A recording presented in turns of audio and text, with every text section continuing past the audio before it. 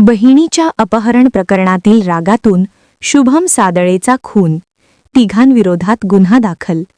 बहिणीस पळवून नेणाऱ्या युवकास मदत केल्याच्या संशयातून शुभम कुमार सादळे, वय 27, राहणार काळंबावाडी वसाहत, रांगोळी याचा निर्घृण खून करण्यात आल्याचे पोलीस तपासात उघड झाले आहे.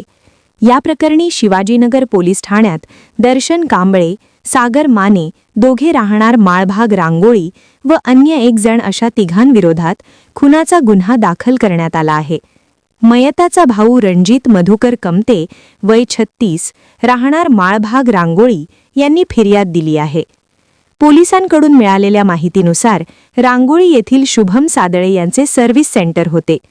गुरुवारी रात्री शुभम व त्याचा मित्र संकेत सुदर्शन देसाई हे दोघे काळंबावाडी वसाहत परिसरातील स्मशानभूमीजवळ थांबून बोलत होते.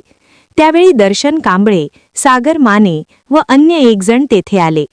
दर्शन याने शुभमला त्याचा चुलत भाऊ प्रदीप काठे याला फोन करून घटनास्थळी बोलावण्यास सांगितले.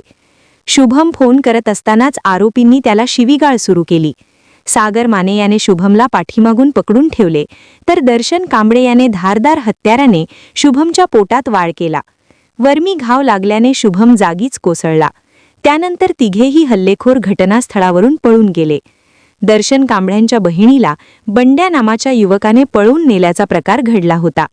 त्या प्रकरणात शुभम व प्रदीप सादळे यांनी बंड्याला मदत केल्याचा संशय दर्शनला होता. याच रागातून मित्रांच्या मदतीने शुभमचा खून केल्याचे तपासात निष्पन्न झाले आहे. आरोपींच्या शोधासाठी शिवाजीनगर पोलिसांची पथके रवाना करण्यात आली असून पुढील तपास सुरू आहे. चॅनेलला सबस्क्राइब करा आणि